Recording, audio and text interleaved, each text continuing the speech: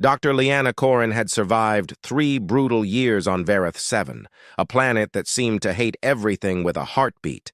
Every tree could poison, every breath could paralyze, and every shadow had teeth. But that night, something impossible happened.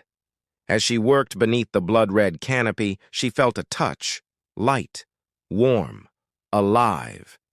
Something was crawling up her sleeve. She froze, not in fear, but disbelief.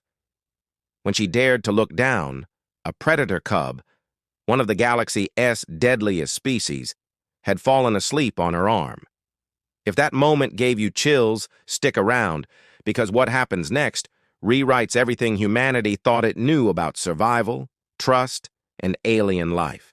Hit like, subscribe, and ring that bell icon to join our growing crew of explorers uncovering the most unbelievable human encounters in the galaxy.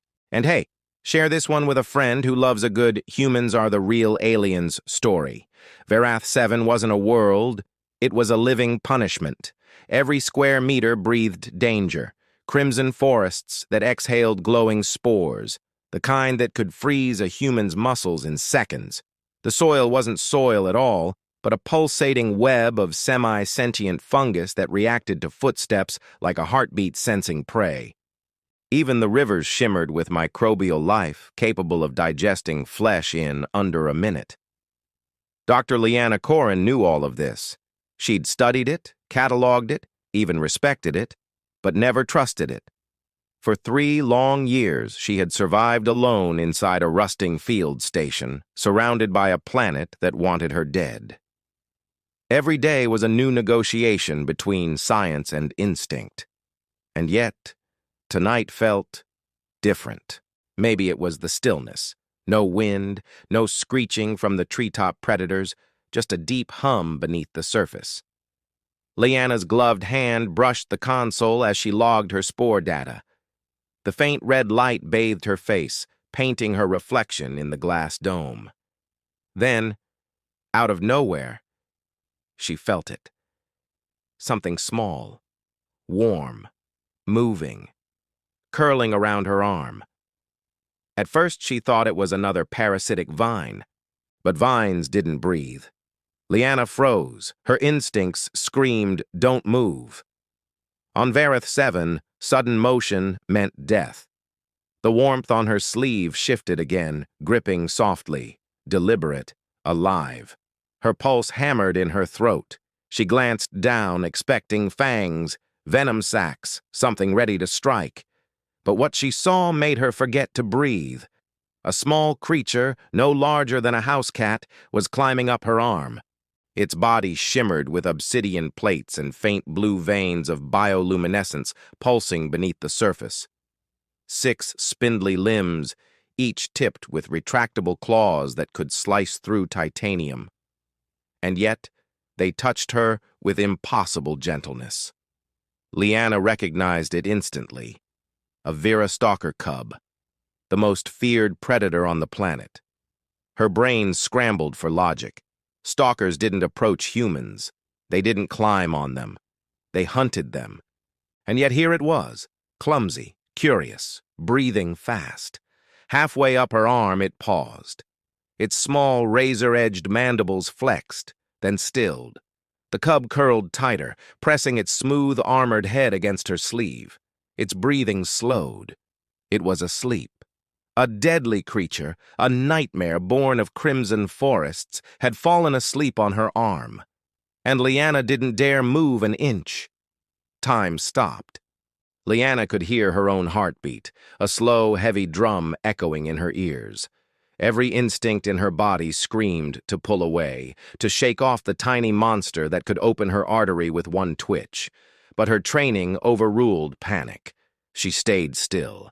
The cub's claws flexed once, then softened. A faint rhythmic vibration hummed through its chest, like a deep purr crossed with thunder filtered through water. Lyanna's jaw dropped. It was purring. "This is impossible," she whispered. Her neural implant captured everything: sound, motion, biometric readings. Somewhere up on the orbital station, her colleagues were going to lose their minds. Stalker cubs didn't show affection. They were classified as Category 9 hostile fauna, one step below planetary extinction level threats. And yet, this one had chosen her as a pillow. Her muscles burned. Her arm was going numb. Still, she didn't move. The cub twitched, adjusting slightly, nestling closer to her warmth. Lyanna exhaled slowly through her nose. She wasn't just holding a baby apex predator. She was holding the first proof that these creatures could feel trust, and that realization terrified her more than the claws ever could. Outside, the crimson forest stirred. Lyanna's eyes flicked toward the dome's glass wall, movement, shadows gliding between glowing trees, long, deliberate, predatory. Her breath hitched. They were back. The adult stalkers. She didn't need her sensors to confirm it. Her instincts already had. The pack was hunting, and they were missing one of their own. Her mind raced. The cub, still wrapped around her arm, shifted slightly, letting out a soft chirp. A call. Lyanna's stomach dropped. The forest answered. A chorus of low, metallic screeches echoed through the trees, rattling the dome like distant thunder. She had maybe 3 seconds before those sounds reached her coordinates. She thought about releasing the cub, pushing it toward the hatch. But if the adult saw movement, no. She couldn't risk it. So she stayed frozen, breathing shallow, pulse wild. Through the glass, she saw them, sleek black shapes moving like liquid shadow, eyes glowing faint amber, 7 feet tall, 6 limbs, intelligent, searching. One stopped, sniffed the air, they knew. Lyanna closed her eyes. The cub purred louder, oblivious. If this was how she died, she thought, it would at least be in the name of science and impossible compassion. The cub stirred first. Its golden eyes opened, reflecting the faint light from Lyanna's console. It looked at her. Really looked. And in that alien gaze, she saw something both impossible and ancient. Recognition. Then gently, it uncurled from her arm. No fear, no aggression. Just quiet understanding. The tiny stalker dropped softly to the deck, chirped once, a sound her database couldn't T-translate, and padded toward the open-air vent. Lyanna didn't stop it. She only watched as the cub slipped through the gap, vanishing into the crimson night. Outside, the forest's growls faded. The pack had found their lost one, balance restored. Lyanna sat there for a long time, motionless, feeling the ghost warmth where the creature had slept. Her neural implant had recorded everything.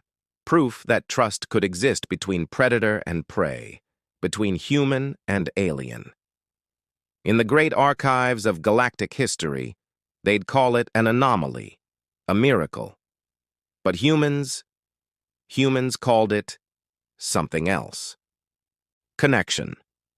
Because if there's one thing humanity does better than any species in the galaxy, it is earning the trust of things that should never have trusted them. And that's why, in every corner of the stars, humans become legends.